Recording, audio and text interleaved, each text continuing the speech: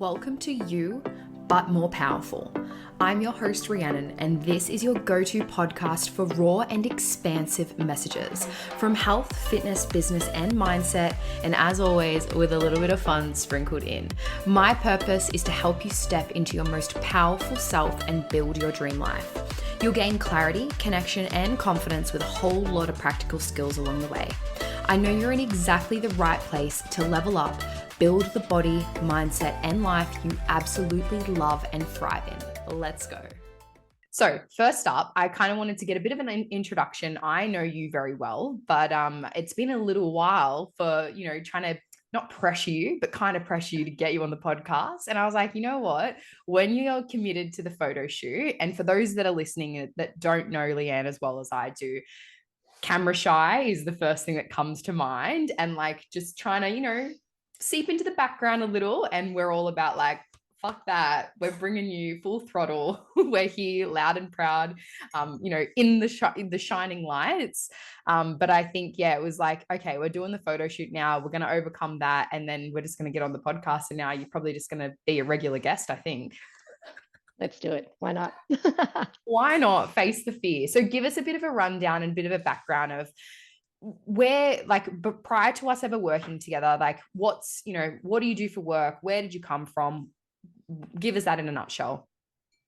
Okay, in a nutshell. So I actually work full-time for the government, so very busy government job there. Also have a husband and a daughter, so family life is also pretty chaotic. So finding that ability to blend work and family and gym and everything else, is always a bit of a pressure point.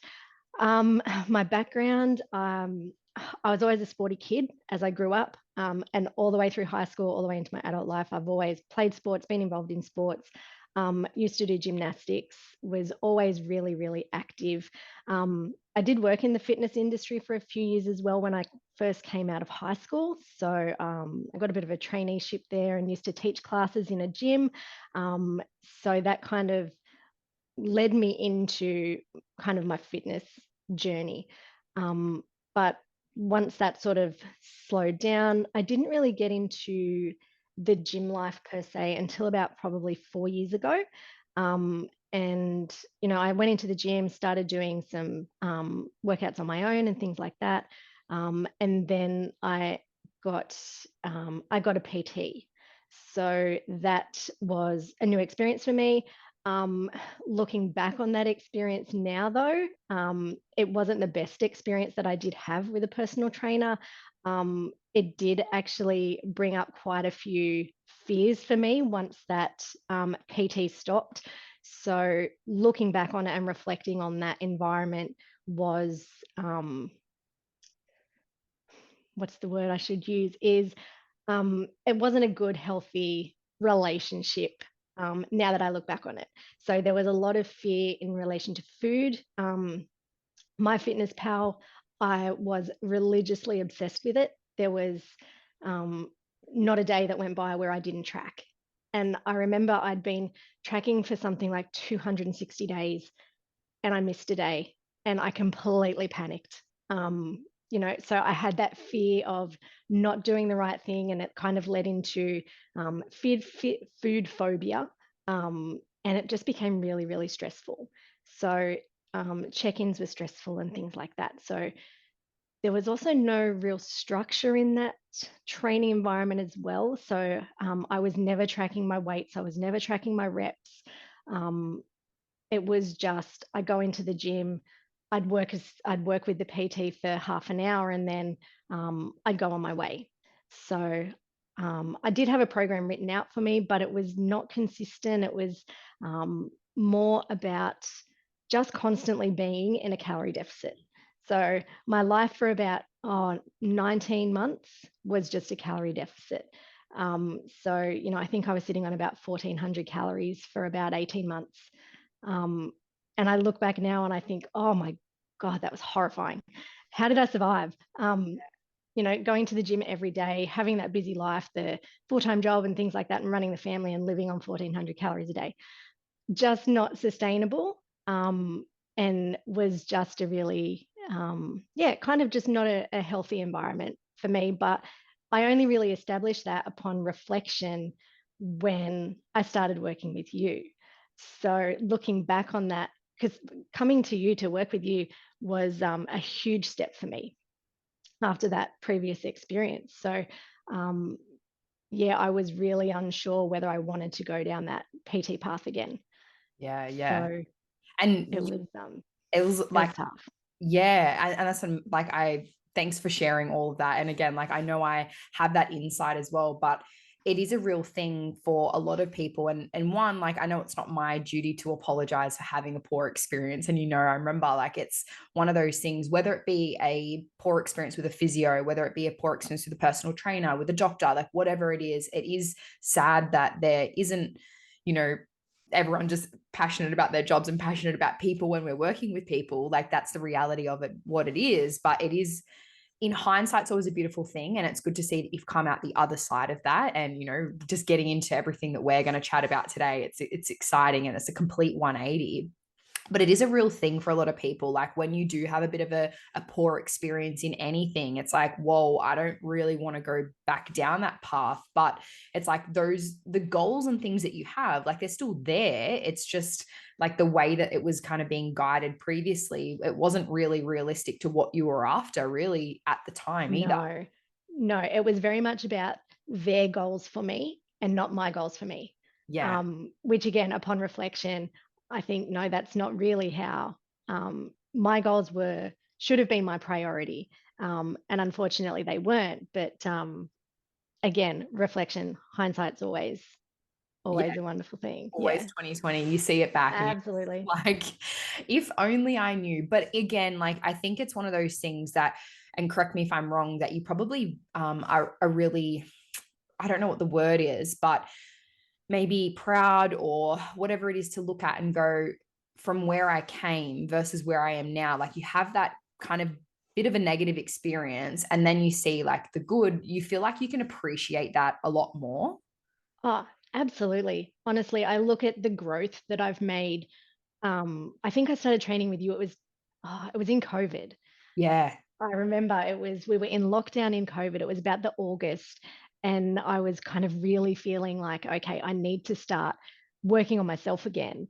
And then from that very first conversation with you, I remember having that conversation and we just clicked. Yeah. It was just, honestly, it was a lot of shit talk that Yeah. we talked about and we just clicked. We had the best laugh and I'm like, okay, I feel like I can do this again.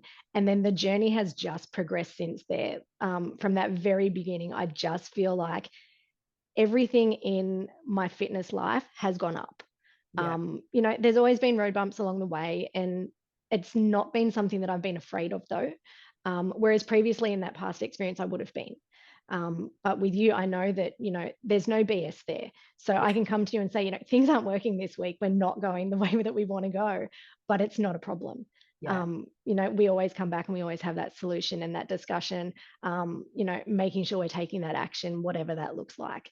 But yeah, I think for me, the growth since working with you has been astounding, but not only just in my gym life, but in my personal life as well, because we've been able to shift that mindset as well. Yeah. This, like, I always myself about like how excited I get hearing, but it's one of those things like that.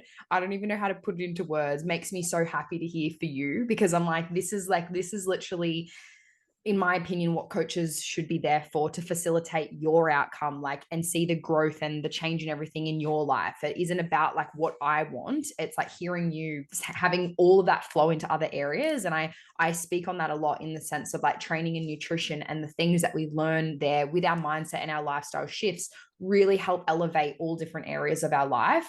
And just really like hearing you live and breathe that and seeing you do it, like it's really exciting. Oh, absolutely. And honestly, as I said, I feel like I've come so far. It's been a complete 180 for me. And yeah, I'm just loving the direction that we're going. Yeah, like I'm excited now. And again, I want to paint the picture for those that are listening that don't know. I'm literally having flashbacks of like when we first started, it was like a lot of friction and a lot of barrier in terms of like recording yourself or like sending in check-in photos or doing these things. And that's really real for a lot of people. Like I know heaps of people are going to be listening to this being like, fuck, that's me. Like, I don't want to do that. And again, like maybe past experiences might have shaped that slightly. And obviously over the time, but then I remember seeing like a video, I think it was a push-up out like out the back, and there was like a dog.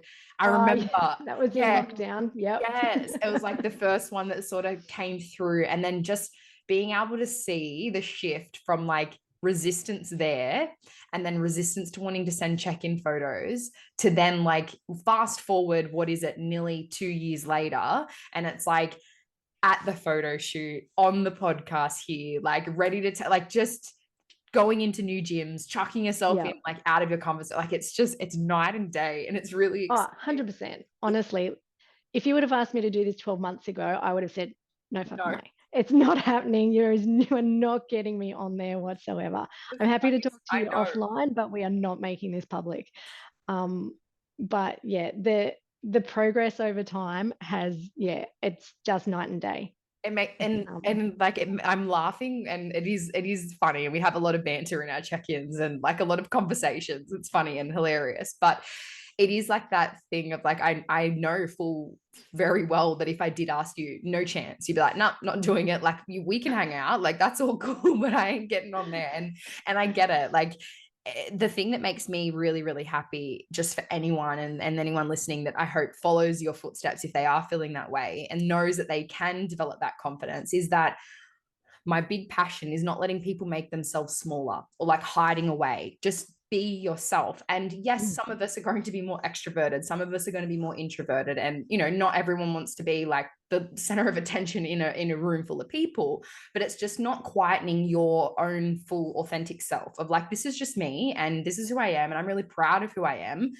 You don't have to go and shove it in people's faces, but don't hide yourself away. And that's like, I've seen the 180, the flip. You're like, oh, absolutely. And even in the gym, from back when I very first started in the gym, I'd always work out in the corner. I'd go to the sort of quieter place in the gym and work out over there. Now I don't give a shit. I'm out there, I'm lifting the big boy weights, I'm throwing shit around. I honestly don't care.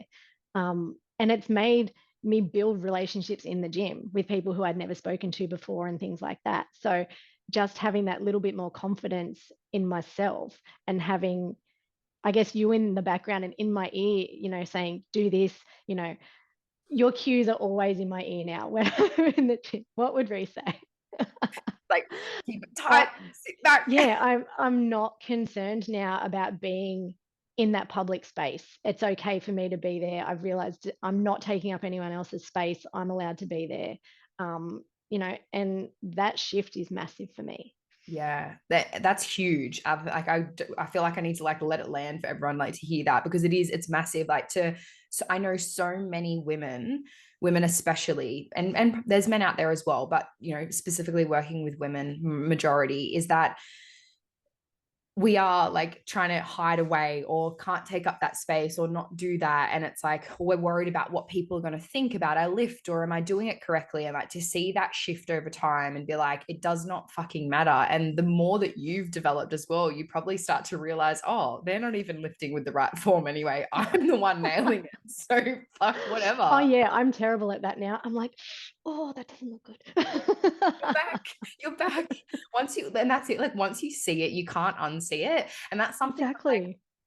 Again, like I say it in the coaching space of like a little bit of banter of being like, guess what? Once you nail all this shit, you're actually going to realize how much poor form there is in the gym. And it's not to think you're any better or worse. It's just to validate, like, fucking go for it. What have you got to lose? Absolutely. And that's it. I'll go in there now. I'll send it. I don't care.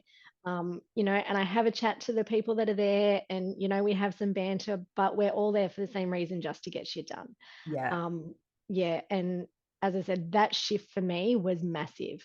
The first time I remember getting on the platform and doing deadlifts for the first time, I'm just like, well, shit. It's not as scary as I thought it was.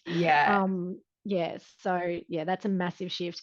And now, I'm loading up the bar. I know exactly what I'm doing in there. I feel comfortable. I'm confident. I'm just happy to be there now.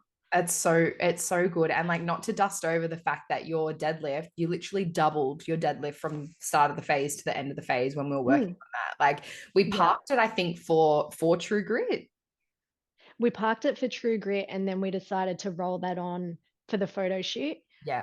But now we're gonna come back. Yeah, yeah, Yeah. yeah. That's so exciting. But I'm visualizing like the tech feedback. And again, like actually I want to hear your experience about that, of like recording the deadlift and then working on that, because I know that's something that a lot of people have a lot of friction to. And hearing where you've said you've come from, so many people I know will resonate with that and be like, that's me now, and it's like, can you share your experience in recording the deadlift, reviewing the feedback, and then kind of progressing from there? Yeah, it was really hard for me at the beginning. As I said, not a fan of being in front of the camera, more than happy to be behind it. And just having a camera out in the gym and filming for me felt really uncomfortable. Um, you know, you've got in that mindset of, are people looking at me? What do they think I'm doing? And so all that runs through my mind. You don't want to come off as, oh, why is she recording herself? But realistically, the first time I recorded the lift and I watched it back to myself, I'm like, oh, you know, is that right? And so I'd do a second set and I'd try and, pick up on the things that I'd picked up on that first set, making sure I'm bracing. Am I down low enough? Is my neck neutral? All those kind of things that I know that we've talked about, but because I'd never filmed it and seen it before, it was, oh, okay, so maybe I do need, my hips are shooting up too fast and things like that. And so it allowed me to make those small changes. And then when I remember I sent it to you, it was really funny because they were the things that you picked up as well. Yeah. And I'm like, okay, so I do kind of understand what I'm doing. And then the more I did it, the more confident I got in filming it. Um, and I think too, being able to watch it back and get your feedback on it built my confidence in being able to lift more. So I'm like, okay, so this wasn't as bad as I thought it was. Let's go heavier. Yeah. Um, and so having that confidence to film it and send it through to you and get your feedback, I think that allowed me to just keep building that momentum. Yeah, So absolutely. yeah, don't be afraid to film. No one cares. No one's looking. They No one, just, no yeah, one gives a shit. And if they are, exactly. tell them to That's their problem. go away. Yeah, keep it to Exactly. yourself. Yeah. It's funny because a lot of the time it is like a bit of a confidence boost of like, okay, yep, I'm on the right path. Or also like, one, it's good to record to count your reps, because I don't know about you, but I'm always thinking of when it's when I'm moving some heavy Oh, weight. I'm terrible. Yeah, I'm terrible. I'm like, counting like 2, 3. Shit, I've got to buy bananas. 6. Shit. I know sometimes it's just like I tend to go, okay, two, because I'm just so focused on like when I keep the same number, and I'm like, admittedly, it's usually a few more reps, but then I look back, I'm like, okay, that's where I got, especially on those like our higher rep range stuff, and you're running out of Yeah. puff, and I'm like, I can't Anything above count. 12 and I forget. I'm Yeah, out. I'm tapping out at here. I don't know. Don't program me more than 12 because I forget after that. Oh, it's so good. And it's like, I do remember seeing those come through. And again, like, it's one of those things that it's like the fear of, well, conquering the fear. And again, I spoke about this in another podcast episode where it's like, the more that you do those little uncomfortable things and you honor what you think, and deep down you can do it, and you honor that, that's where that confidence boost comes in. You add another Yeah, ticket to your belt and be like, okay, like I did that. And the more you get that feeling of like, that visceral feeling of I did that, the more the confidence comes. And then so absolutely. And I remember saying to you, I kept saying to you like a couple of weeks in a row, I'm like, yeah, I'll definitely film it. I'll definitely film it. And I didn't. yeah, And I'm like, you know what? I said that I was going to do this and I haven't done it. So I need to stand by and do what I said I'm going to do. And so I remember doing that for the first time. And I'm like, yeah, like I've done what I said I would do. So I could tick that off. So it was kind of um, like an achievement for myself because I'm like, I'm not holding up my end of the bargain to you. Um, so when I did it for the first time, I'm like, okay, like tick that off. I've done it now. The first time's always the hardest. yeah. And so now I can keep moving on because I felt like I wasn't really holding up my end of the bargain to you. interrupting you again to let you know about the PT with Re coaching app. I am so excited. You guys have been asking and I have been listening. I have brought out an affordable coaching platform, education, recipes, stretches, mobility, training, community group, the vibe for all less than $2 a day. Make sure you head to the link in the description below. Check it all out in the show notes. If you have any questions, you know where to find me, DMs, emails, wherever is best for you, but make sure you check it out. I can't wait for you guys to get your hands on it and head back to the episode. And that's a really moment of fight or flight. You know what I mean? Like it's that integrity of being like, okay, I said I was going to do this. And it's like reaching out and asking and putting that barrier. You know, some people might say, hey, I am having a lot of resistance in filming, like, and we'll unpack what's going on or the scale or whatever it is, but being able to own up and admit to that rather than just going, fuck it, I'm out. It's too much. Like, I'm just not going to do it. Oh, got to, you know, see you later. I say, see you, love you, bye. That's what I say to Michael. See you, love you, bye. Right back at you, bro. Yeah. But it's like, you know, yeah, you can face the fear or you can run away, but it's like that running away, you just get stuck. You're stuck in that same routine. You're stuck in that same cycle and that circle. And it's very liberating doing those uncomfortable things. And I talk about like a varying scale of things that are uncomfortable. Like if jumping out of an airplane right now is just like, I feel like I'll have a heart attack doing that. Let's just pick a step down from that and do something that we can kind of do. And it is chipping away on a weekly basis, like doing the uncomfortable thing of recording yourself and then reviewing it back and then being like, you know, me going, oh, you had a couple of reps left in there and you're like, all right, fuck it, I'll do harder next time. And it's just, you know, it keeps that like fun in it as well. And I think that's a value that we both share of like having fun with what we're doing. And I think, like, correct me if I'm wrong, but there's been a lot of fun times within the coaching, even though there's been really difficult times as well. Absolutely. I mean, and you know, we always have, you know, a good banter and a lot going on when we have a chat. You know, a half-hour conversation turns into an hour and a half because we just get off track and end up chatting and gossiping and having a good old time. But yeah, Planning I mean, new events. yeah, exactly. Like building, you know, our future lives and all this kind of stuff. Actually. But no, absolutely. And it's actually made my training a lot of fun as well. And I know that, you know, if something comes up in my plan and I'm like, oh, I'm not a fan of that, I'll always write to you. And like when you gave me the front squats the last round, I hate front squats. I honestly do. They are probably my least favorite exercise. And I remember writing to you and saying, this isn't working for me. Like, you know, I'm not happy with this at all. And you just wrote back to me and said, just stick it out. Like, you know, figure it out. They're good for you. We're going to figure it out. And so we did. And, you know, we made some adjustments. I put the straps in place and things like that. But yeah, it was, you know, even though I didn't like it, we were able to figure it out, still made it fun. And, you know, in a programming perspective, there's really never been a program that I haven't enjoyed. There's always been stuff in there that I really love. You know, I'm obsessed with the hack squat. Put that in there every week for eternity for me. I don't care. But yeah, there's always fun. I'm always having fun in the gym now as well with the environment and the friends that I've made there. And you know, it's a great place to meet new people. As I said, if you would have asked me 12, 18 months ago, I wouldn't talk to anyone. I'd go in, headphones were on, you know, I'd do my thing, have a hood on, you know, and I'd be out. But now go in, always having a chat, always having a good time in there. You know, always know that if I'm stuck and I need a spot, someone can jump in and help me. And just, yeah, and having that fun environment that I know that I get to enjoy every single day. Oh, well, 5 days a week at the moment. But having that environment where I know there's people that are like-minded to me. We're there for the same reason, get in, do a good job, have a good time. And then being able to come back and report to you and have our check-ins every week where, yeah, we also have that good chat and that good banter and we debrief and we, you know, pick apart things that are happening. It's just, yeah, it's just fun and it makes me keep doing what I'm doing.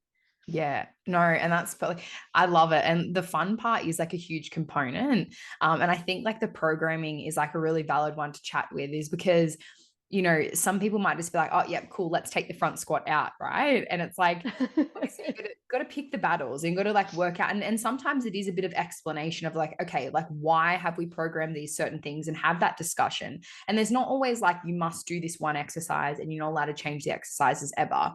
But then it's like actually taking into consideration the individual, being yourself, the client. And it's like, okay, what do you actually like and enjoy? And sometimes it is having to, you know, hide your vegetables in the potato type situation because there's some things we've got to work on. And we always love doing the things that we love and smash.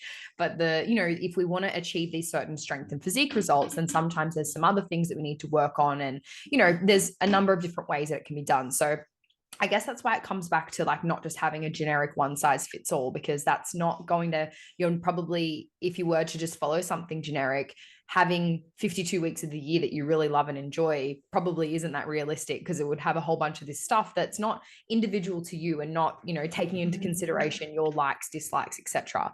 And I think it is funny because, you know, there's a number of different things. Like sometimes it's just like this exercise, you know, not liking it. And there are other exercises that we can substitute them. Sometimes it can be down to the gym as well. Like, and that's something I always get when I actually don't know the gym myself.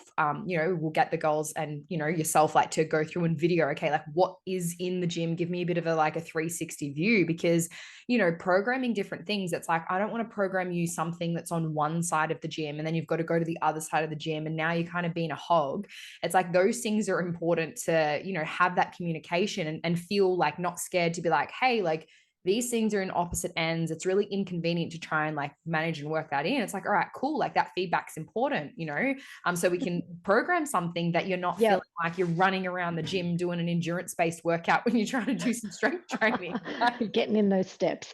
Yeah. Or like, I know one of the other girls had, it's one of the pieces of equipment was just always taken. And it's like a conversation of like, okay, is it, I don't want to do this because I'm kind of shit at it and I just want to avoid it? Or is it like actually really inconvenient and it's just not working and it's just annoying the whole actual like feel and layout of the workout? Let's adjust it and let's change it. And I think that's yeah, definitely so important. It's so important. So I wanted to speak a little bit more again on, I know we kind of briefed and there's so many different rabbit holes for us to go down, but we really like did dust over real quick around the constant dieting. You know, that like a year and a half of just trying to be in a deficit and the impact that that would have had on like your mental space of not being able to be necessarily compliant for that whole time. Otherwise, you're going to be dead. You know what I mean? yeah. Like, It was exhausting. You know, as I said, it was about 14, I think it was about 1460 calories I was on, and that was every day. There was no sort of high carb days or anything like that, or nothing sort of coordinated to tie in around my training or anything like that.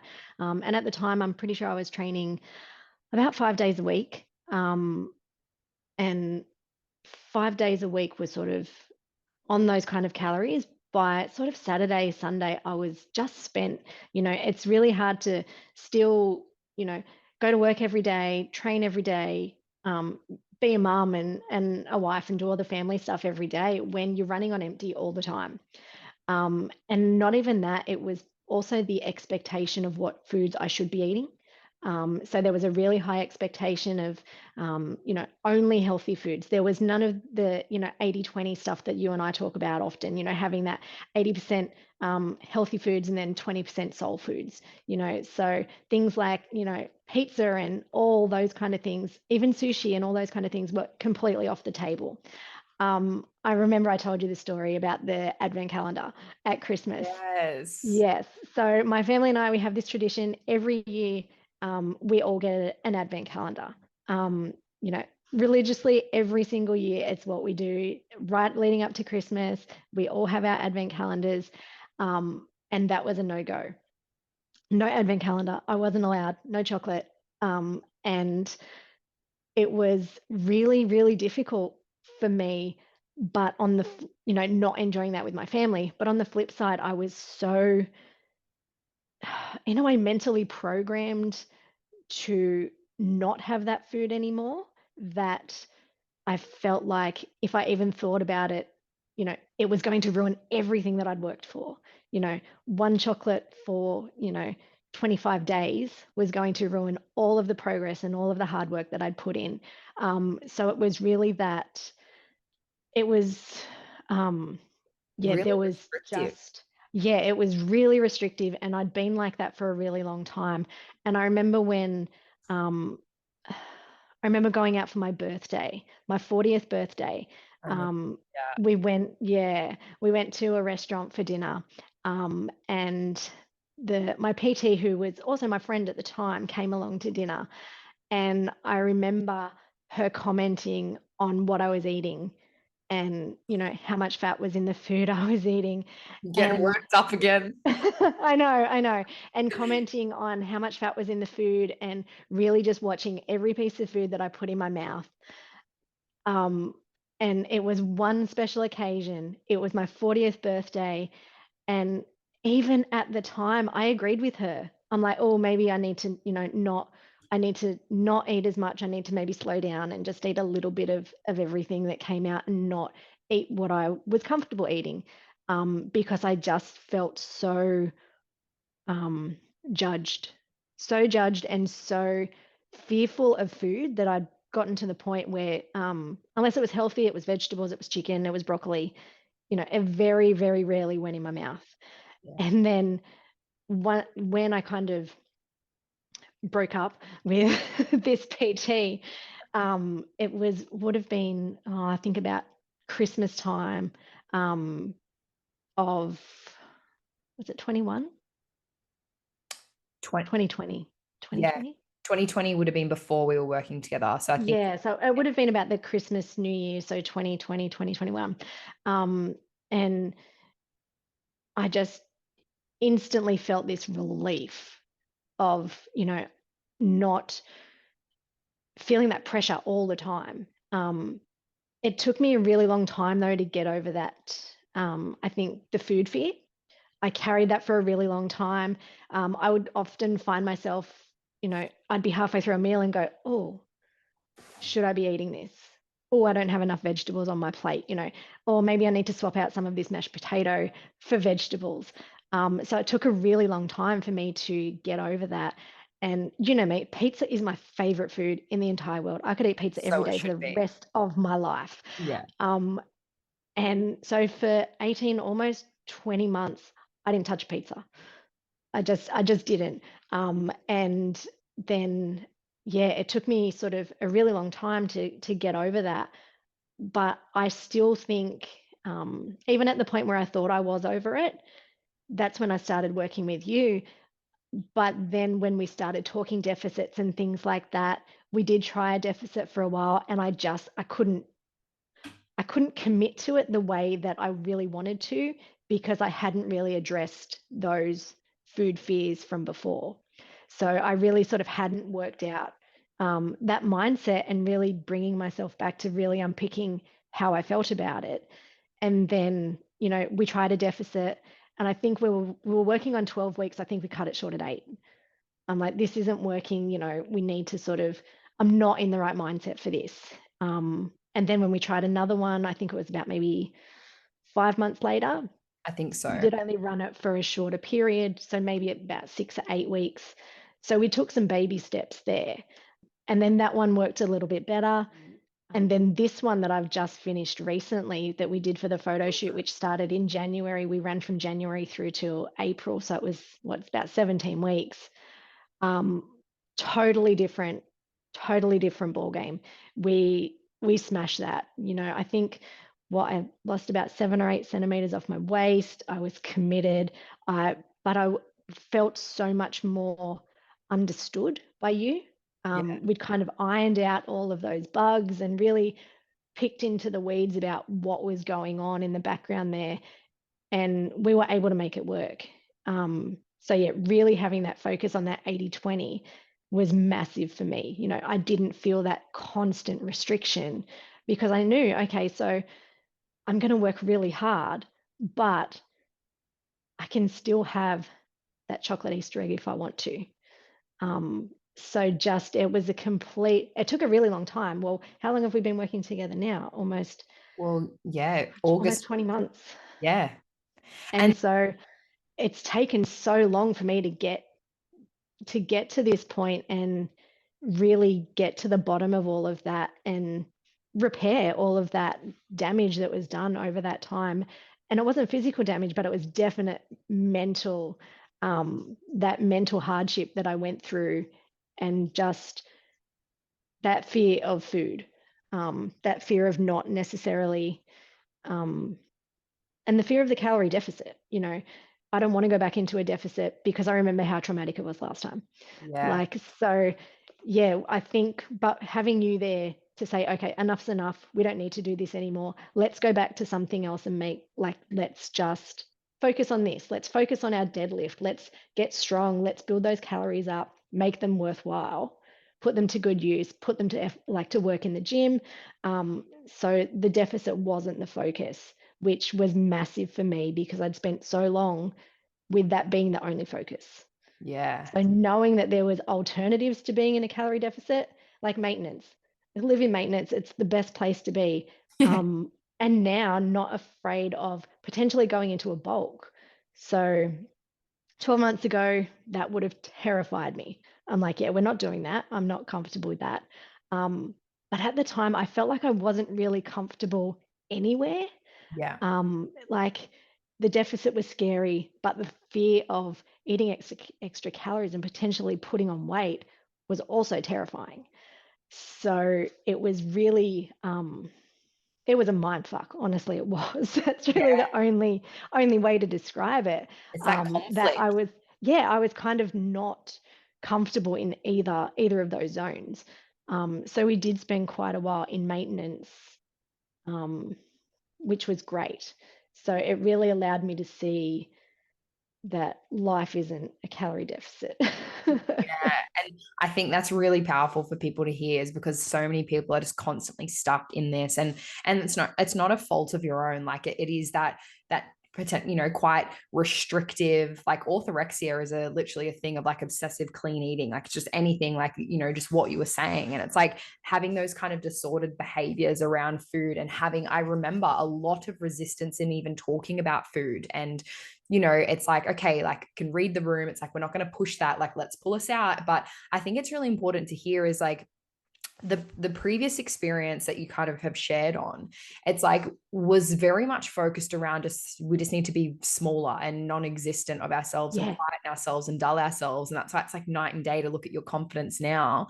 But then it's like, I remember chatting, and like your goals were never like, yes, physique goals, and like, yes, it's fun, and like we had that then, but it was never like, I just want to, I want to lose like 20 kilos or lose 20 centimeters of like all this like crazy deficit stuff. It was more along the lines of like, I want to feel good, like in Mm. my training, and like my training's important. You had that sporting background, and like, yes, the physique byproduct of that as well. And it's fun to kind of like shape our body and do these things. But there was like, I want to get strong and build muscle, and I also want to be a leaner version. But it wasn't like we need to go diet for 20 weeks, 20 months.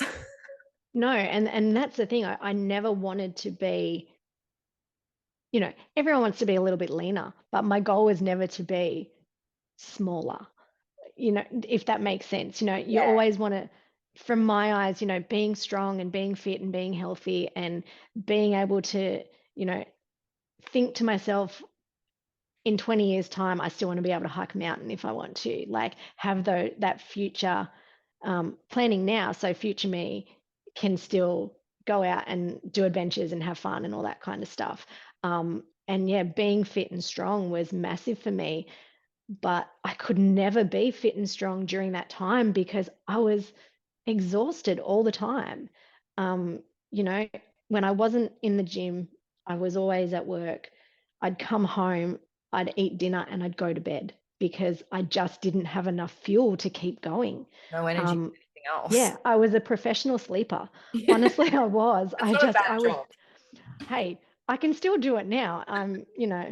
But honestly, but I wasn't getting good sleep either No. because I was beyond tired. I was fatigued.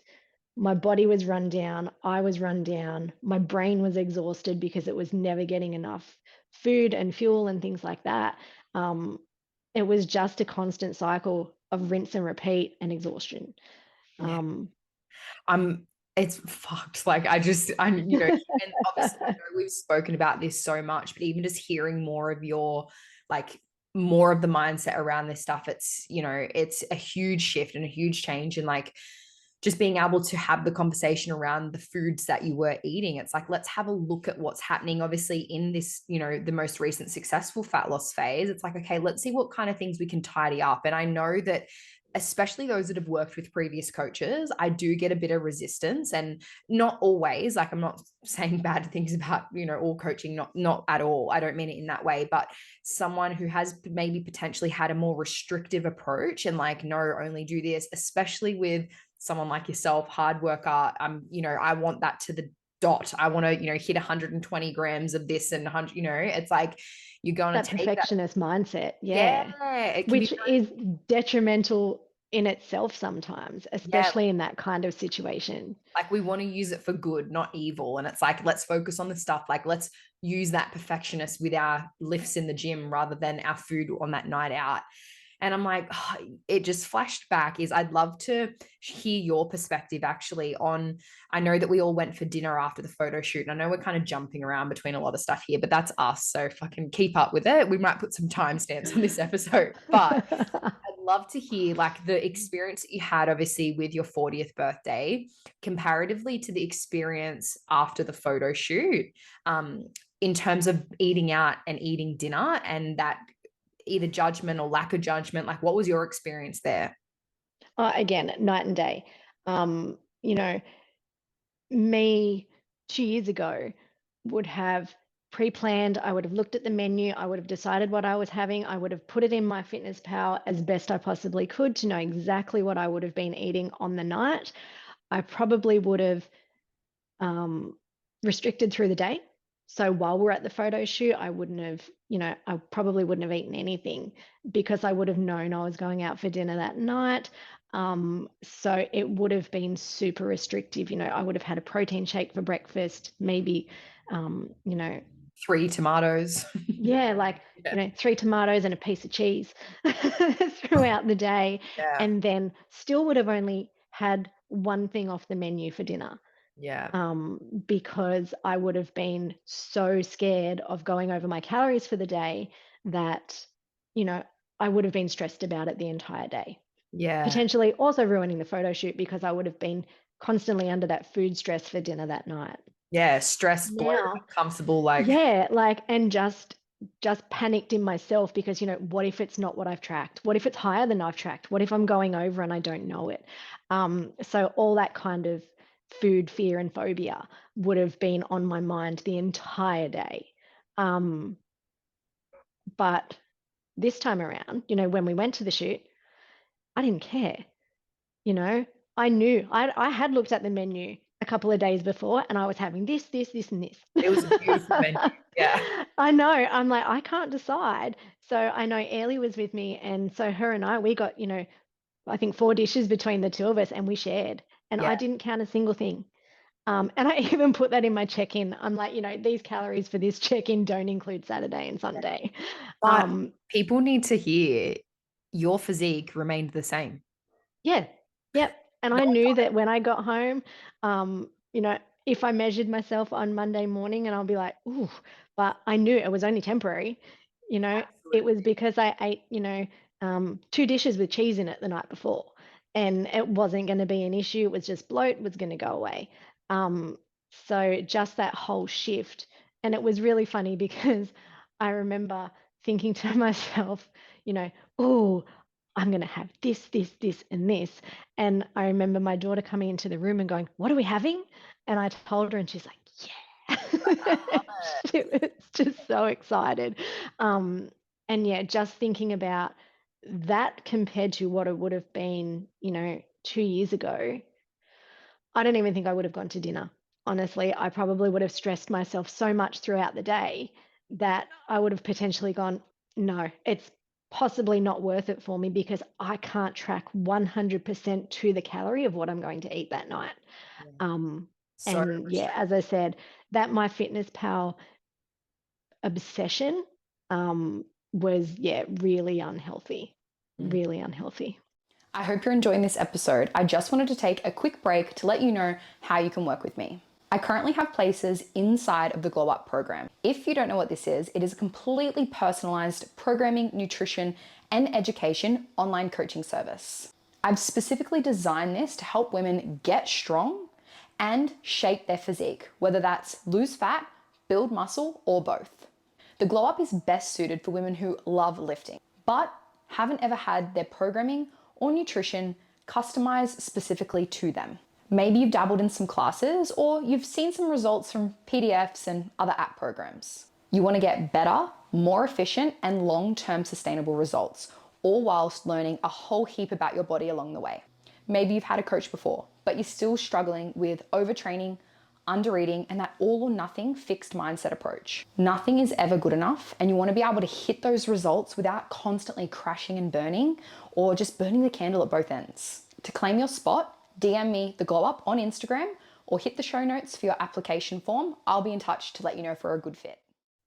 And it's, obviously, like, thanks for sharing it, and like reflecting on that stuff too is, it's not just you woke up 2 years later and now that's not there anymore. It's the hard work, it's the showing up, it's the challenging conversations, it's the taking my fitness pal away, putting, higher and lower days, playing around with the strategies that we use. And we have very much like used a million different strategies. Both have been like, some have been successful in some times and then not successful in other times. And I think that's one thing that people often miss, is they just think, oh, this strategy worked for me now, so I'm just going to do that all the time. And it's like, we kind of need to read the room of our lives, okay, what's going on here? What are we going to do there? And I guess like share a little bit of like insight from my side of things when it comes to eating out. I do also remember a period of time where it was just like, I'm just ordering a grilled piece of chicken and salad because, heaven forbid there's fucking oil on there or something like that. Yeah.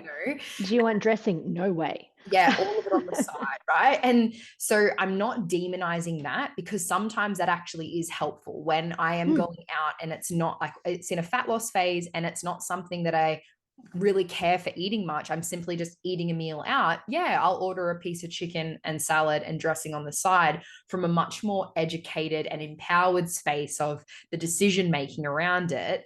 But when it comes to those like eating out and going out for dinner, it's funny because I really try to not talk about the food, because I know, obviously, being the coach, that sometimes, and especially having very individual relationships, and everyone's, that's part of the fun, having that connection. But I know for some people, having that discussion out in public might be a little bit much. But then I've also got the other side of things where some are so intrigued about like, oh, can you tell me about like, how would you look at this food on my plate, and like talk about things and like have those conversations. And it's like, it's that mixed level of like, let's talk about it a little. Obviously, I'm very passionate about nutrition, but let's all just also ensure that we can eat this regardless of what the fuck's on the plate, like at the same time. Yeah. It's funny. It was just, I remember that. And I was saying, like, at the table, I was just like, I'm just going to stop talking. You're like, no, like, keep going. Like, I want to know more. And I was like, let's just eat the food and let's not pick it to pieces. Like, we'll chat about it another time. It's funny. Yeah. Yeah. And as I said to you in my check-in on the Sunday night, I'm like, this does not include any calories from Saturday or Sunday. This is Monday to Friday, because Saturday and Sunday, Saturday we had the shoot and then the dinner that night. Sunday, I spent the day in Sydney with my daughter. We had cheesecake for lunch. Like, we went out, we had a great day. I didn't track a single thing. And in my mind, I'm like, I'm totally okay with this. It's one day in my entire journey that I've been going through, and it's not going to ruin all the hard work that I've put in. And it's not like I stopped my calorie deficit and I jumped straight into eating garbage every single day. No. It was one nice dinner with some friends. It was a day out in Sydney with my daughter, which we never get to do. So it was kind of a special occasion. We had some nice food, we had some nice desserts. Monday came around. I went back to having, what I would normally have. And there was no, I didn't lose anything whatsoever from that. If anything, I just, gained a couple of really good days. Absolutely. So, and memories and, good times with friends and family and things like that, that was so much more important to me than hitting my macros for the day. Absolutely. And I think like, obviously there's different types of people that are going to be listening to this as well. And I guess like really reflecting on coming from that really restrictive space of that, I remember having conversations in the check-ins to say, it's one day, like when certain things would come up, and it's one day because you're so compliant and doing all the things, you know what I mean? And it's like all of that stuff. It's like we're hyper focused on something that actually isn't that beneficial to the outcome that we're trying to achieve right now, and really shifting into like fueling and doing those things. And I do remember, it's funny, I can't tell you the exact dates, I'd have to go in there, but I do remember those pivotal moments where I'd read your check-in and I'm like, you're there, like all this work that we've done. It's like, okay, you're like, all right, I actually had pizza last night and I'm okay with it. And I'm like, fuck yes. Like, Mm. you know what I mean? Yep. Because it was from that space of like, don't even touch that. That's the devil. And it's like, what? Yeah. Yep. And now I sort of look at it and I think to myself, I'm pretty sure because I had the pizza on the Friday night and the next morning I went into the gym and I had a heavy lift day and I'm like, well, this pizza's going to good use, isn't it? And so, Yeah. and having that mindset of, having those, as I said, having the pizza, it's not bad. It's one meal. And you know what? I can put it to good use the next day in the gym. I'm not losing anything. We talk about building our carbs around those training sessions anyway. So I'm like, hey, it's win-win, So, Absolutely. and that real 80-20 for me has been massive. Because having that 20% where, if I want to, I can, have an Easter egg, or I can have, you know, I know people think this is healthy, but rice cakes with peanut butter and jam before I go to the gym. So having that, it's for me. I look at it now as this is fuel for me to be able to go in and throw heavy shit around. So yeah, just that whole shift in mindset has been massive, For sure. And and even there's no guilt either. that's, So yeah, as I say, there's no guilt. And even if you didn't train the next day, it's also okay. You know yeah, what I it's still mean? okay. You're absolutely, and it is like it's taken a really long time. And I think like just even hearing how much progress you have made and the success of this most recent fat loss phase is all of the challenges, the triumphs, the everything that you've done over the last, couple of years to get you to that point, but being okay with coming out of that deficit and spending time at maintenance and really focusing on those lifts and really just kind of, dare I say, stepping into your power, but like, elevating yourself to that Yeah. space of like eating enough food. And a lot of people, when I throw the maintenance calories around, I often get, fuck, that's a lot of food. And then when we really go into the deficit and we iron out all of the, old bad habits and, past traumas, everyone's like, fuck, I'm hungry now. And I'm like, I told Mm. you, I told you Yeah. this will happen. And I But remember saying to you at the end of my deficit, I'm like, I'm ready. Like, I'm ready to be done with this. My lifts feel heavy. Everything's starting to feel tired. Recovery is getting slower. I'm ready to now move out because I need to really be able to, I feel like I'm not getting weaker, you but feel it. my top set's good, but my second and my third sets, I'm spent by the time I get to set three. And, for me, again, that's this whole high achiever perfectionist mindset that I have is I need to be sending it for every single set. And I'm And like, when I top can't set, do that, keep it. Yeah. that's it. And I know that's what you're telling me, but in my mind, I'm like, no, this is not how we run things here. Yeah. So yeah, I was kind of by the end of the deficit, I'm like, oh man, I'm ready to come out. Like I'm ready to go back to sort of having that fuel and feeling like I'm hitting things in the gym again. Instead of just getting to the end of my second and beginning my third set and going, I really need to go and lie down. Absolutely. So And I think like, thinking about like reversing that sort of stuff up or fueling more, a lot of people get wrong that they still sit in the, oh, I don't want to hit those maintenance calories. And it's like, no, like, and I know for a while there, it was always you would kind of undershoot it and I would try and bump things up because I knew you were going to undershoot it based on where we'd, and again, like, and that's why it's so individual, like, I'm like, all in my right, mind, under was better. yeah, and it's like really shifting out of that mindset of like, no, all of this food, like eat it all, not like, oh, I beat it today. No, no, no. There's no beating. The only thing you're beating, I'm going to beat your ass and you're going to beat your ass in the gym. But I think like, can you share a little bit about like spending for those? Because I know some people have a lot of resistance to not dieting and, you know, not always being in a deficit or even coming out of a deficit early. And I'd love to hear what like your experience on that, because I know in the moment there's probably a little bit of resistance and potentially a bit of shame and guilt. I hope not for long, but it's like, you know, those things and those normal, I guess, thoughts and feelings. But then on the flip side of that, how you may have not been able to achieve the most recent results if you hadn't have done that back then. So what's your experience on Yeah. that? Well, those last two deficits that I did, both of them we came out early.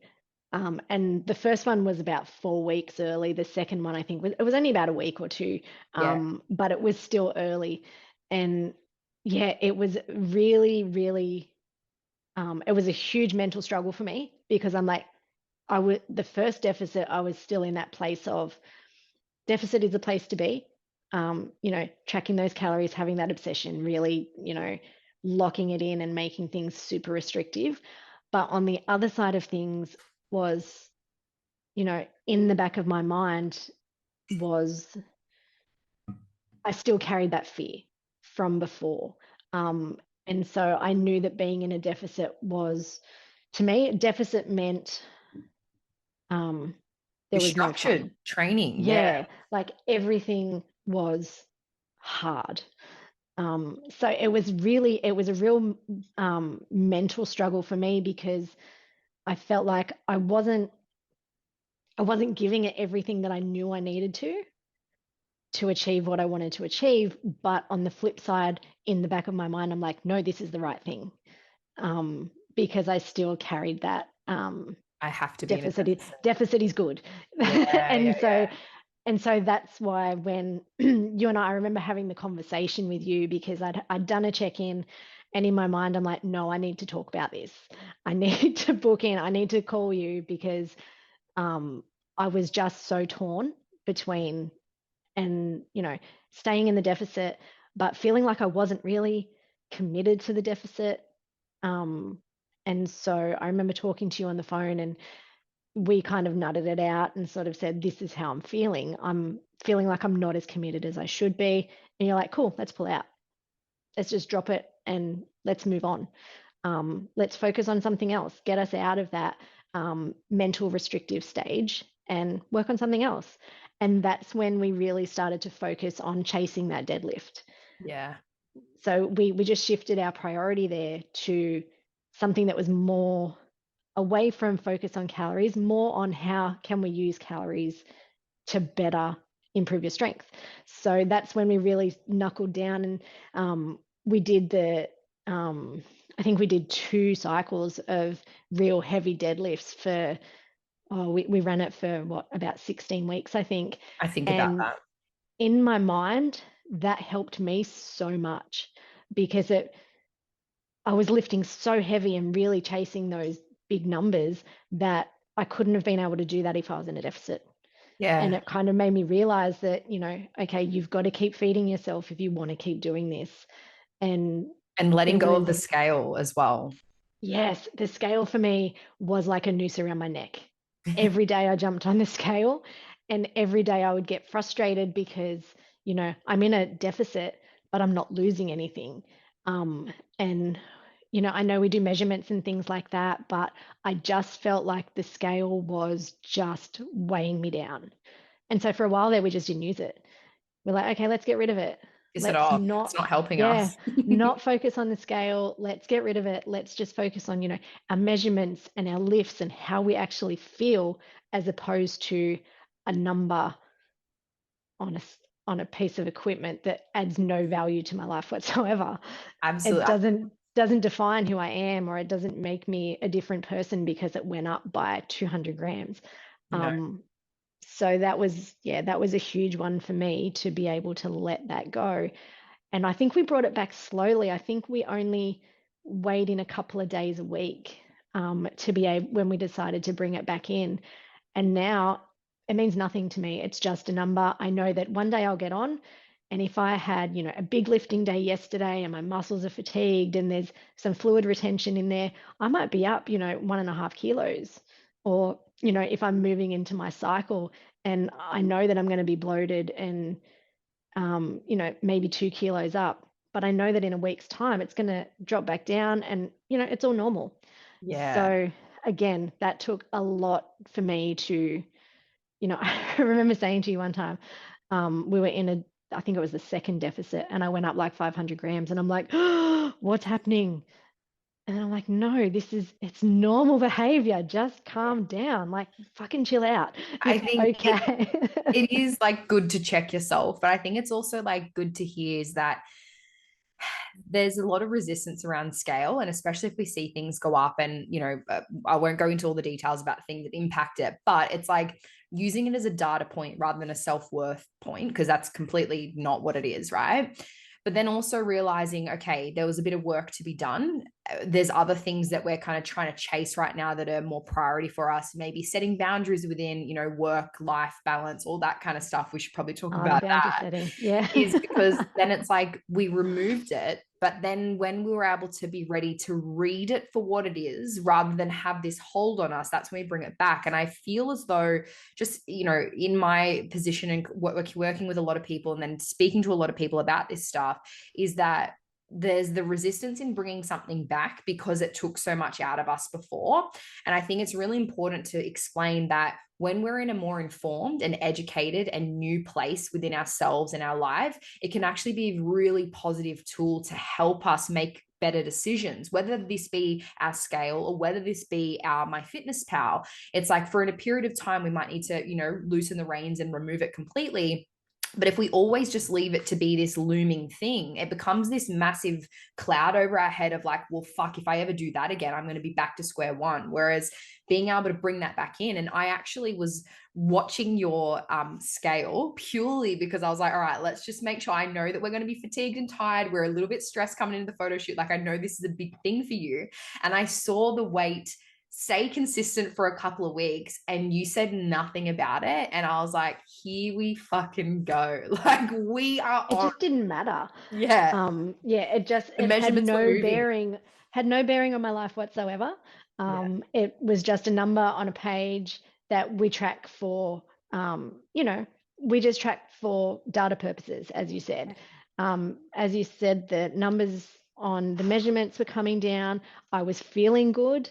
So it just it was just a data point. It was a piece of information that I gave to you for check-in purposes. yeah. And it didn't had no hold on me, which was so nice to be able to just let that go. Um, and it's just been such a relief. Previously I'd get up in the morning, the first thing I would do is get on the scale. And I'd be like, oh, okay. So now I have to wait till tomorrow to do it again. Let's Yeah. hope that it's changed when I get on tomorrow. Whereas now it's just part of my morning routine. Get up, jump on the scale, write it down, get on with my Look at day. the averages. It's Yeah. yeah, like it's doesn't have that mental hold on me like it used to. And same with MyFitnessPal. Now again, it's just a data point that I use to track my progress. It's not be all and end all that I have to hit it to exactly the gram. And, if I miss a day, so be it. It's not the end of the world. I No. still know what I ate There's yesterday. If 364 other days. I Yeah. didn't put it in MyFitnessPal, it doesn't take away from the fact that I potentially didn't hit my macros, because I know now, um, I'm so in tune with what I eat and I'm so used to measuring, and um, I can pretty much eyeball what I'm eating. Building the So it knowledge doesn't and go. education. Exactly. So, and I think over time, teaching myself and doing my own research and doing, my own Googling, and you've helped me with so much of that, is because I hear you talk about things and I'm like, oh, I want to know more. So I'll get on my phone and I'll do some research. Or a couple of people who I follow on Instagram, I love their stories because they're so detailed and they're so, I think we spoke about Ben Carpenter the other day.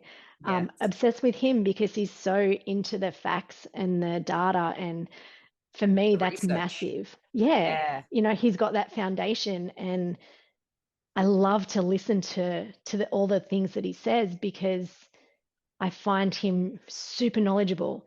And I always take something away from whatever he says. And I'm like, oh, that's really interesting. I wonder how I can find out more. So then, I've bought his book and all that kind of stuff. You end up going down that rabbit hole.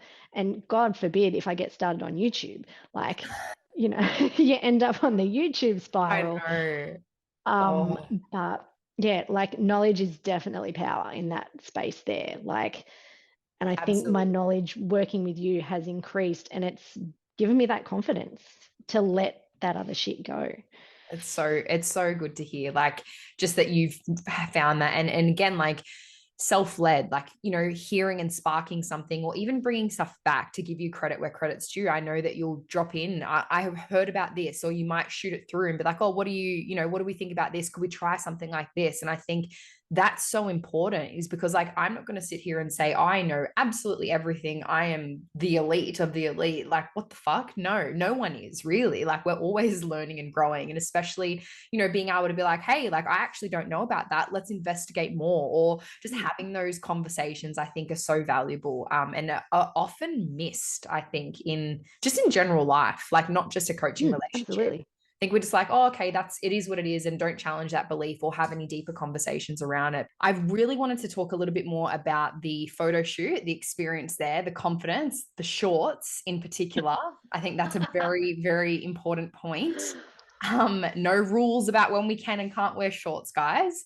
But also then talking a little bit about the work-life balance, because I think when we caught up at the beginning of the year, really talking about the goals and the vision for the year, I think, like, correct me if I'm wrong, the quote for the year was like 2023, the year of me, or something about that. Correct. There we Yep. go. Spot on.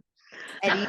And it's like, because, like, again, high achiever, perfectionist, people pleaser, want to help, being able to say no and set some boundaries from a place of, like, valuing yourself, your family, etc. I think that was a big hurdle that you really overcame, and probably ties in really well into the photo shoot anyway. So tell me a little bit more about this saying no.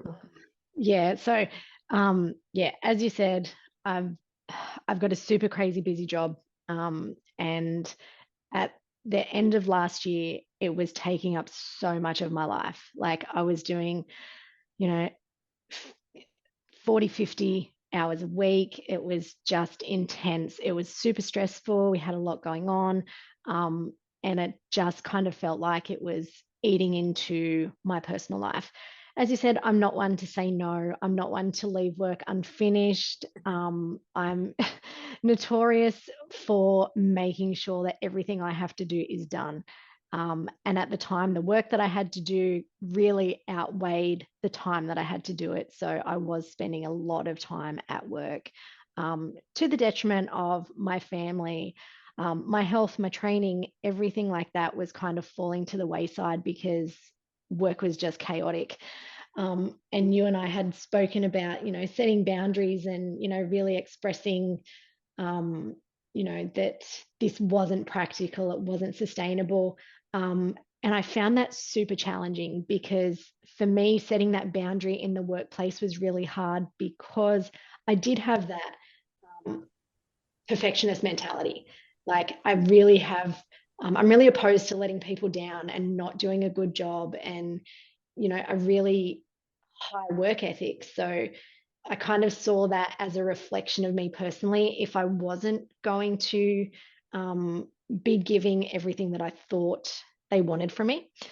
And I know you and I had a really big conversation about setting those boundaries and the impact that it was having and how it was, impacting my training. I was constantly exhausted because, I was getting up at 4:30 in the morning and training, going to work and working like, 7:30 through till 6. And then, these really long days and, seeing my family in passing again as I fell into bed. So we talked about, I sort of said to you, I need to raise this as at work. And this was after we had the conversation about, 2023 is going to be about me.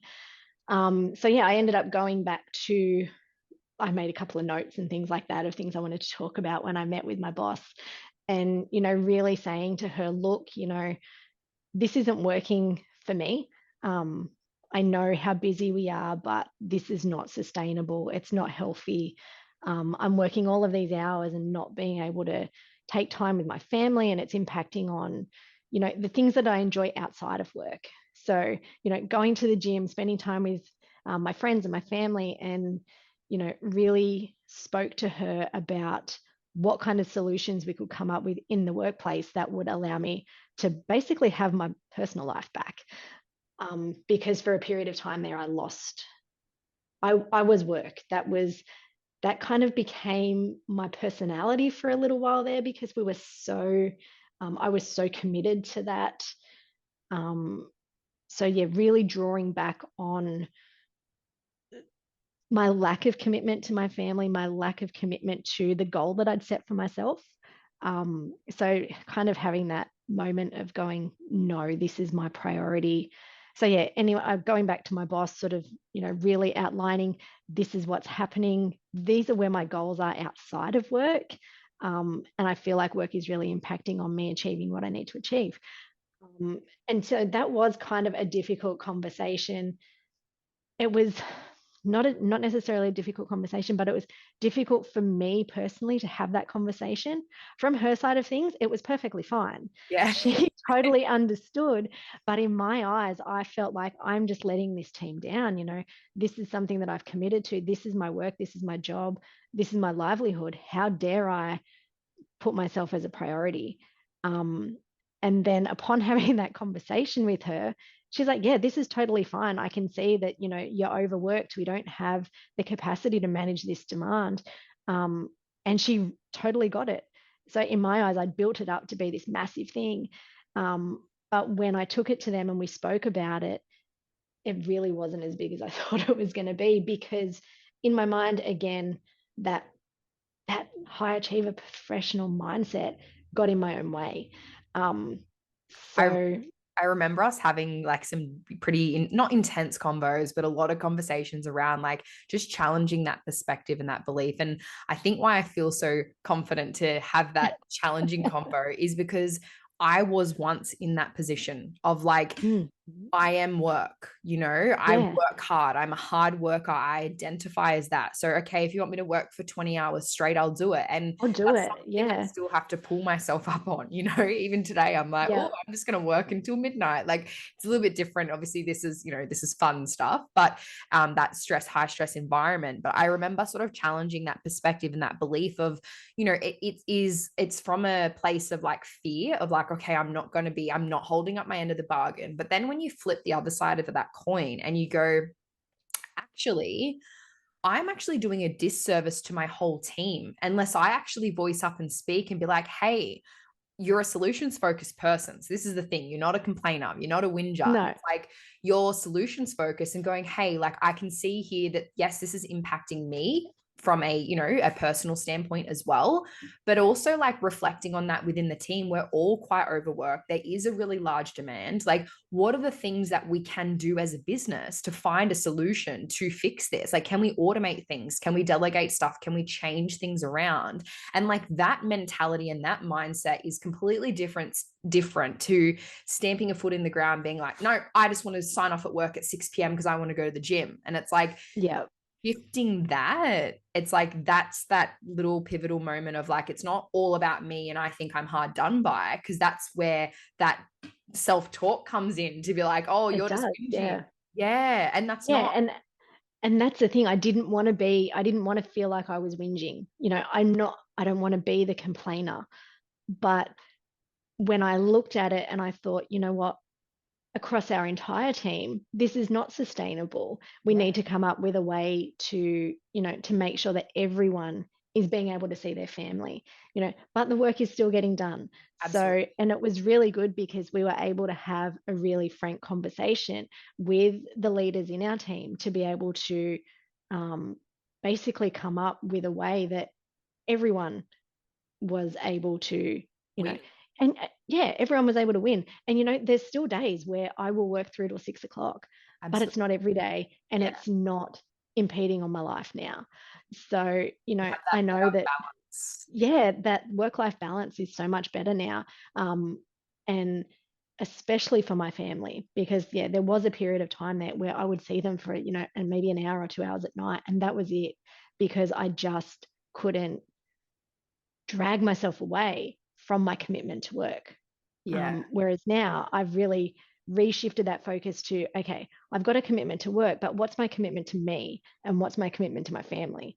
So really setting those boundaries at work, saying, and saying to my boss on some mornings, hey, look, today I really have to finish at 4. At 4 o'clock, that's my finish time. I'm out the door today.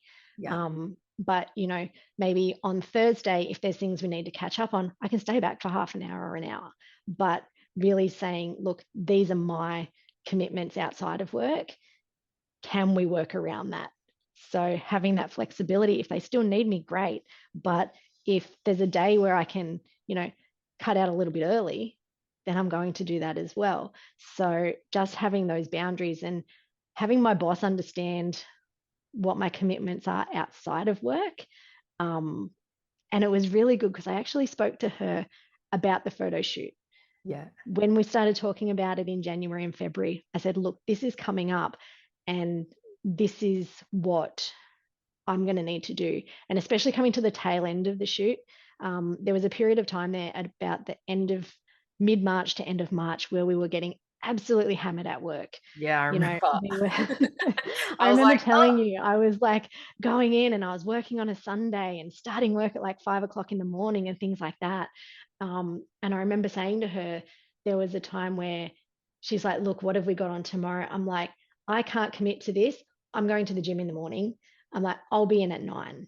Yeah. And she's like, okay, cool. That's totally fine. She's like, oh, because you're still working for your shoot, aren't you? She's like, it's still got another maybe, about a month to go. Yeah. And I'm like, yeah. So it was really nice to have her acknowledge that what I was doing outside of work, she hadn't forgotten about it. Yeah. So she was still aware that I had this commitment, and we were able to sort of make it work. And it's actually made our relationship at work better, because she knows now if I say, hey, I've got to leave at 4 today, she's like, yeah, cool, totally fine. Yeah. So How yeah, good. having those boundaries is really hard initially, but it's given me heaps more freedom I was going to outside say, of like, work. that confidence that you've developed to get there, like 12 months ago, that conversation would have just been non-existent. You're like, Oh, I'm not it doing that. wouldn't have happened. I Yeah. would have just, kept working myself into the ground, Yeah. and But let communication other things is drop to the key. side. You know what I mean? Yeah. Like it's just about having that confidence again, like building that, but to have that open communication. And I think like for those that are listening that going, oh wow, we're telling everyone, oh, not to work. No, that's not the case. It's No. like you're a hard worker, you do way too much, you know what I mean, in a sense, but you enjoy and you value that, and that's Hmm. totally fine. And But I then do, it's and I love my job. And absolutely I love what I give to my work. But yes. I have come to the realization I need to put that same investment into myself. Yeah. And it's finding that balance between the two. And I don't like to use the word balance because really it's not a balance. It's about No. pulling one way, it's pulling this way, it's coming back that way, but just trying to get that centered space. And it's like a fat loss phase. It's like when we have a start and an end date of these are the cute times that we know the level of commitment and the fatigue and all of these things are going to occur. It's like that with work. It's like, okay, I can stick this out and run on a little bit of empty for an acute period of time. So it's like, okay, what's the end date? And the problem comes in when, whether it be anything, whether it be the fat loss phase or the work or anything like that, when we don't have that end date and it's just never ending, there's no light at the end of the tunnel, there's no carrot dangling. We're just kind of like, fuck, when does this end and how do I do it all? And, sometimes that communication and it's coming from a place of empowerment as opposed to, I'm not good enough and I can't do all this sort of stuff. It's like, no, I'm actually very capable. That's why I'm having this conversation because something needs to adjust and we need to manage those dials. And sometimes it is like at the back end of the shoot, hey fam, you guys are going to look after dinner for this next 3 weeks and I'm just going to eat what I'm doing. But then also knowing that the other 50 weeks of the year, you guys eat together. It's not a back to the old days of 20 months of dieting, never eat with your family, no advent calendar. That constant uncertainty of not knowing when it's going to be done. interrupting you again with an important announcement. The Glow Up photo shoot is here, our biannual event. You have until the 7th of July to grab your ticket. But as history shows us, this always sells out way in advance. We've already sold 3 tickets on the wait list. And by the time you're listening to this recording, you'll have to check the Instagram to see how many tickets are left. This is an event not to be missed. If you are ready to step out of that comfort zone, step right into confidence, thrive, and have an amazing time building the community along the way, and absolutely just living your best life, then you need to grab your ticket. All the details that you'll need to know are in the show notes below. With that being said, I am also closing down my coaching applications, with your last official date to sign up to coaching with me will be in a one-on-one capacity the 7th of July. So lock it in, 7th of July, that's it. The time is now. Don't wait for the spots to fill up, because if the spots fill up ahead of this date, you will miss out and things will not reopen until later on in the year. Our next photo shoot won't be until 2024. So now is the time to take the action. All right, I'll let you guys get back to the episode. Absolutely. So tell me a little bit more about the photo shoot. So thoughts around, because you've been around in the team when we did the first shoot. So tell me about like your thoughts around that. Let's start there. Let's start there. So the first photo shoot was that was like September last year. Yeah. Yeah. So I remember when you very first put it out there, I'm like, nah, no fucking wait. There is not a chance in hell I am doing this. And I know a couple of times in the check-ins, you'd be like, hey, have you considered the photo shoot? And I'd always respond to you with not happening. Like, just no. I Like, love it. You know me by now. No, not going to happen. I don't even take selfies of myself, let alone get in front of a camera, let anyone else take photos of me.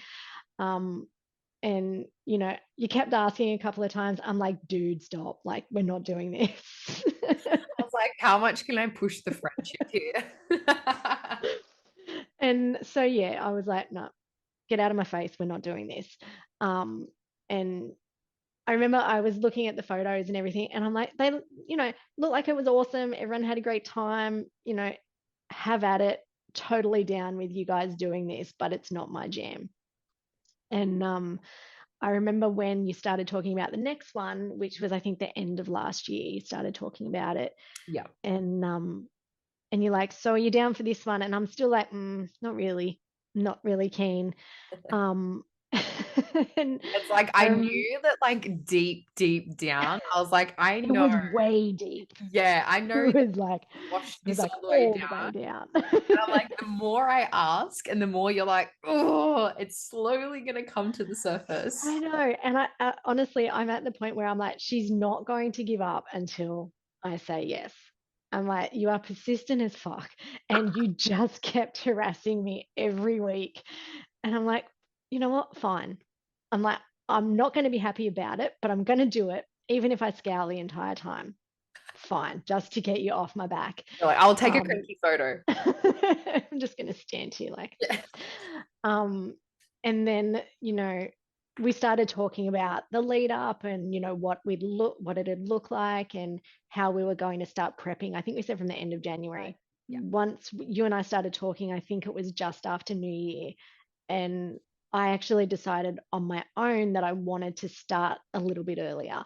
So I know we talked about calories and things like that. I'm like, you know what? I'm just going to set myself up. I'm just going to start preparing myself for a reduction in calories. So for that 2 weeks prior to the formal start, I think I reduced, you know, maybe 100 calories each week just to sort of prepare myself for that process. Honestly, I surprised myself with how easily I actually transitioned that time to the deficit, and there was no fear and no resistance. And I'm like, okay, well, we're just doing it. It's just the way it is. This is the way it's going to be now. And I know we started on pretty reasonable calories for the first, I think, maybe 4-6 weeks. And, you know, we just kind of plodded along. And then as we were moving along, we started talking about the photo shoot more. I remember we had the first Skype call where everyone got together and we were sort of talking about it. And I remember I was really quiet in that one. I kind of didn't say much. I was just kind of listening to, because a couple of the girls in there had already done it before. So I'm like, this is freaking terrifying. So You're I like, just kind of what the sat fuck have I back. signed up I for? know. And like they're talking about poses and outfits. And I'm like, holy shit, I don't know what I'm doing. So I just kind of sat back and listened and, you know, took some notes and things like that while I was sitting and just listening and piping in just a little bit here and there. And as the time started to progress and you were sending through emails about the shoot, and the WhatsApp group was going off with people sort of talking about what they were wearing and their hair and their makeup, I'm internally freaking out because I don't know anything about this stuff. I don't know how to pose, I don't know what to wear, I don't know how to stand, and I'm just like, this is really awkward for me. I don't have no idea what I'm doing. But at the time, I kind of forced myself to get a little bit more engaged in the WhatsApp group. I started working on my vision board of what I kind of wanted the day to look like. So starting building on things like outfits and what I would be comfortable in. And I kind of I didn't want to stray away from me. I wanted the photo shoot to be um, very much about who I actually am, not looking at things, bright colors and bright outfits and all these things that are totally outside of my comfort zone, since I was already going to be outside of my comfort zone. Um, Absolutely. It's so about a celebration of you. I think that's the yeah, big message. Is everyone's and unique. and and I remember people saying, they've got this and that, and I'm just like, black, white, and denim. That's my jam. Yeah. That's my color scheme. Like that's as adventurous as I go. But For now. keeping that in mind, yeah, calm down. So keeping that in my mind, I'm like, that's where I'm comfortable. And as I said, I was already going to be uncomfortable because I was, in front of a camera. But then I started really thinking about what I wanted to deliver on the day.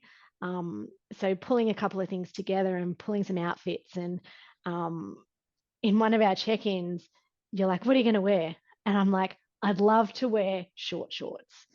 And you're like, And I then that regret that became ever since. ever since I opened my mouth on that day, I'm just like, holy shit, why did I say that? Because every time we talked about the shoot, you're like, have you got those booty shorts yet? I'm like, no, I haven't. Have you got the shorts yet? Get the shorts. Buy the shorts. Why haven't you got the shorts yet? I'm like, God damn woman, calm down. Um, I'm so surprised I didn't like try and get you to take them off on the day. Just rip them off I know now. you've got the shorts on, take them off. Like, let's just go all in. And Gosh. so, yeah, like leading up to the shoot, I really sort of tried to get myself a little bit more engaged with the other girls because they had that experience and they've done it before. And it was really great because a few of the girls had posted, some of the poses that they were looking at and inspiration from Pinterest and all these kind of things that they'd been looking at, and things like, looking at how people pose on Instagram and all this kind of stuff. And I'm like, again, still totally out of my comfort zone. But it started me getting prepared. Yeah. And then, yeah, day of shoot, totally terrified, Yeah. completely out of my comfort zone. But I did go and get my makeup done, which made me feel amazing. I got a spray tan. I was probably feeling the best I've felt in a really long time. I'd nailed my deficit. So I was already feeling pretty happy about that. And on the day of the shoot, I remember driving there in the morning or at lunchtime with Ailey, and she's like, "Are you okay?" And I'm like, "Nope." She's Like, like, don't talk to me. "Mom," she's like, "You're gonna be totally fine." And I'm like, "But what if I'm not?" She's like, "You're fine. It's all good. You look amazing. You got your outfit sorted. Like everything is gonna be all G." I'm like, "Okay." And I remember when I walked in there, Beautiful. She's so I sweet. remember you I remember you saying to me on the day, you're like, "Do you want to go first?" And I'm like, "Mm-mm." I She's like, "Are remember, you sure?" I I'm know. like, "Definitely not." I kind of got like the vibe of I knew there was some girls that would love to go first, and then others that'd be like, "Don't fucking put me there first. Like I will kill And you." that was me. I'm Yeah. like, "Do not put me first. I am not prepared for this." And I remember putting on my first outfit, and I started with the one that I was most comfortable in. So Yeah. I had my active wear on, and because that was the one that I was I'm happy with this. I like how I look in this. I feel confident in it. I wear it in the gym every day. Like this is my jam. Yeah. And I felt so awkward and so uncomfortable in front of the camera. And I remember saying to you when I got in there, I'm like, I don't know what to do with my hands. I'm like, this Such a is thing. so weird. I just feel so out of place. So the first ones were a bit awkward, and you're like, just relax, like move around. And I was like doing this, move my arms around and shit. And yeah, and then I started to feel a little bit more comfortable. And and I think that was the one that we brought Ellie in. Yes. We took a couple of photos with her. And I think that kind of calmed me down a little bit because she's just a natural, like Yeah. teenager. They're in front of the camera all the time. They know exactly what to do. She was all over And it. yeah, and so I'm like, okay, I'm feeling okay. And then as the day progressed, and I went from that outfit, I think I went to then like the white shirt and the denim, and um, then by the end, I said to you, I'm like, I'm still not sure about the shorts. And what did I say? And you said, go and fucking put them on. Go. And Now. I'm just like, oh, I'm really not sure. And so like, fine, I'll put them on. At least if I have them on, I can say I've worn them. Even if I don't get in front of the camera, I'm like, yeah, shorts have been worn. It's all It's fine. so good. And I feel like by the end, when I did that one at the end, I felt actually okay. I'm not going to say super confident, but I felt like I got out there and I'm like, yeah, this is actually not so bad. I haven't seen those photos yet, so we'll find out soon enough. But yeah, I by the end and I wore the shorts, I'm like, achievement unlocked. Like It's this is this actually it's so doesn't good. feel bad. And I know you're already harassing me for the next one. I know. So I'm like, I think by the time this goes up, the next one will already be released. So they can probably find it in the show notes. But yes, 100% lock it in. Because I feel like the second time round that you do it, I was talking to Elise about this and she's like, oh, it's so different. And like we were speaking about that confidence level and seeing yes. and it's night and day again for them. And I think the really big thing, key piece of like everything you shared is awesome is like you regret 100% of the chances you don't take, and I know it's cliche, but it is, because at the end of the day, whether you put the shorts on and took a photo or not, no one's blasting these photos anywhere unless you want them to. Do you know what I mean? Yeah. Like it's not like you don't even have to put it anywhere, but it's a milestone moment, whether you're happy or think, oh, okay, I want to make some changes to my physique, or things like we're always our own worst critic. Like so many of the photos I'm like, oh, these are beautiful, like I hope everyone sees themselves through the lens I see them through. It's like the achievements that you did, but then it's like it's a milestone recognition and a reminder of the achievement that you unlocked. You put the photo, you put the shorts on and you had a photo in them. Like that is huge, from not even sending check-in photos, in the very beginning stage. Exactly. All the hard work to get here. And correct me if I'm wrong, but the time sensitive goal, like how did that impact this fat loss phase? I think massively. There was a point in time that I knew something was happening on this day, and something that I was uncomfortable about, and I wanted to put myself in the best position I could to achieve that goal at that time. So I knew that I needed to work hard, and I had the 29th of April. That was the day. And so having that fire. Yeah, having that target, I'm like, I don't want to show up on that day and not know that I've given everything that I can to get to that point. So there was no way I was going to half-ass it up till the 29th of April. Yeah. And so, yeah, having that in the back of my mind, I'm like, there is no way I'm getting in front of that camera and not knowing that I've given 100% up to that point. I think that part, it's like the process. It's not the outcome. It's that I gave everything. I left everything out on the table. I worked hard. I'm so proud of myself.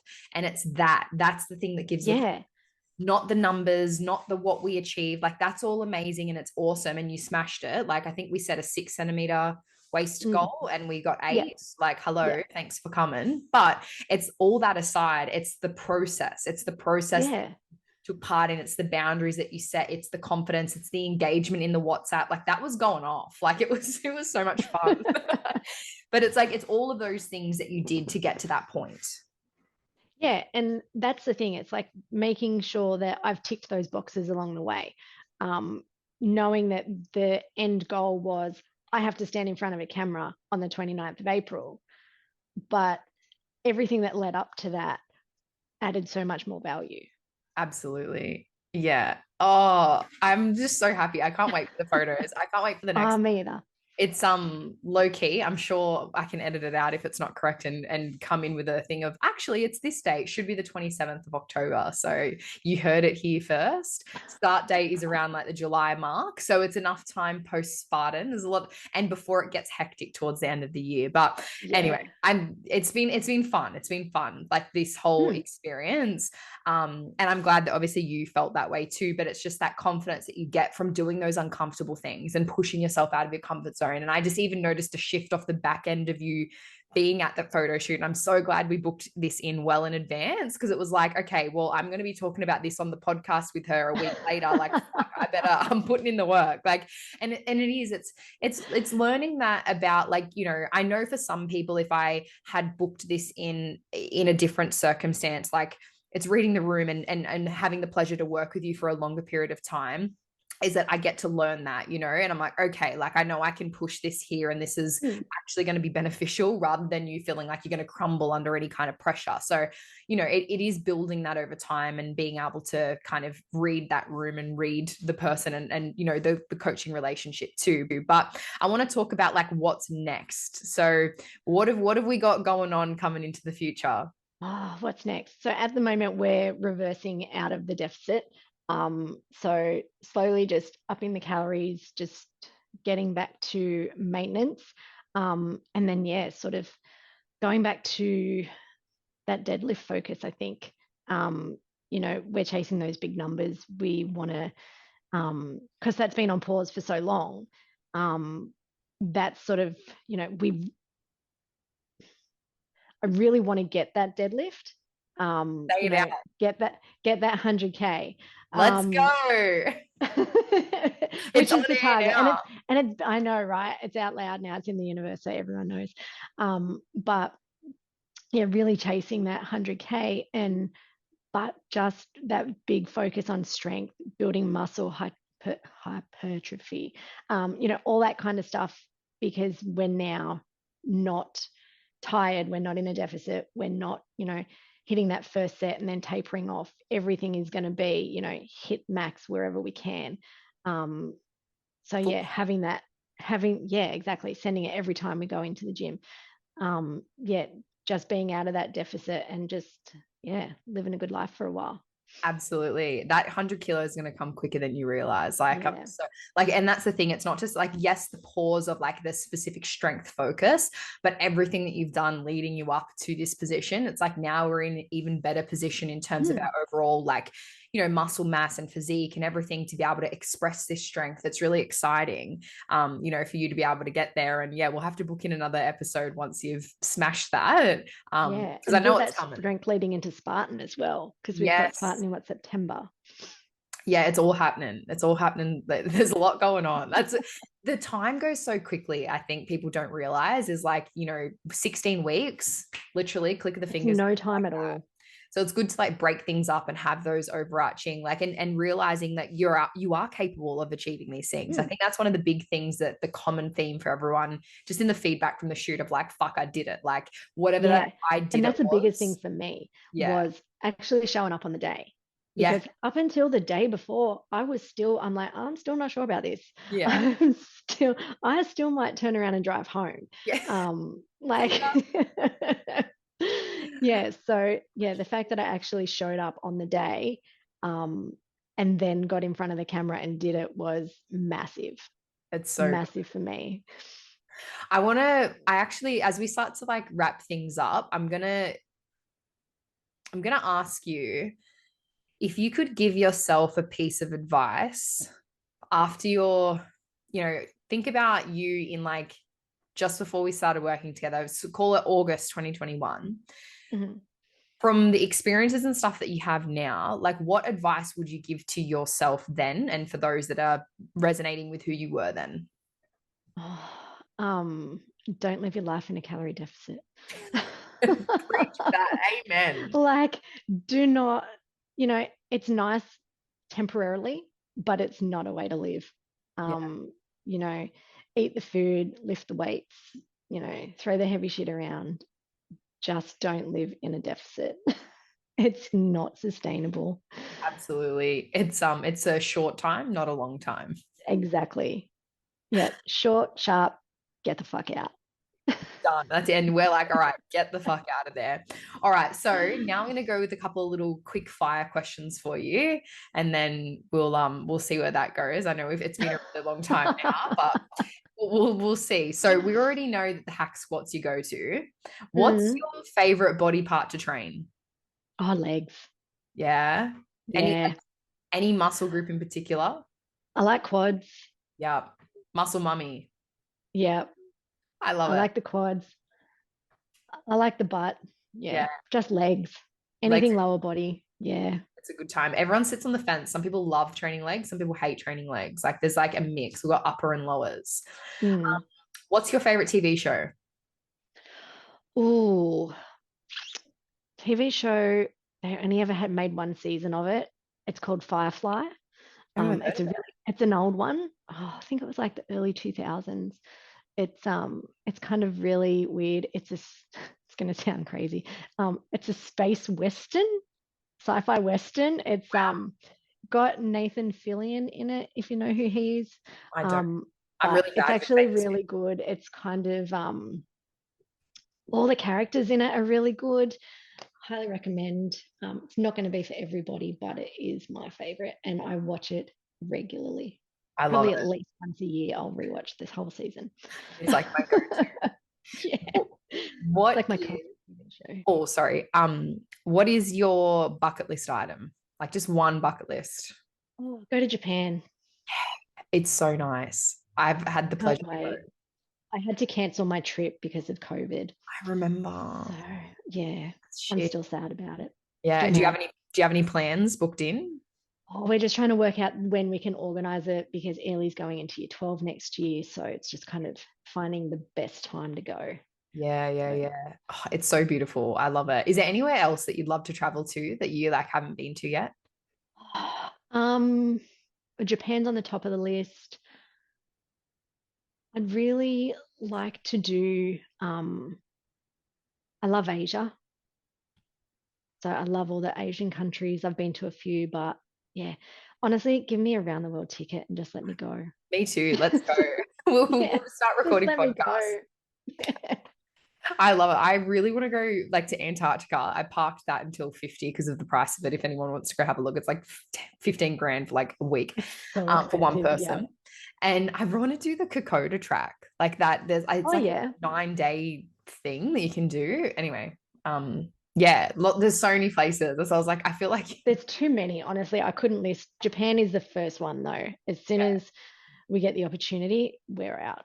You're like, I'm done. Pack it up. Yeah.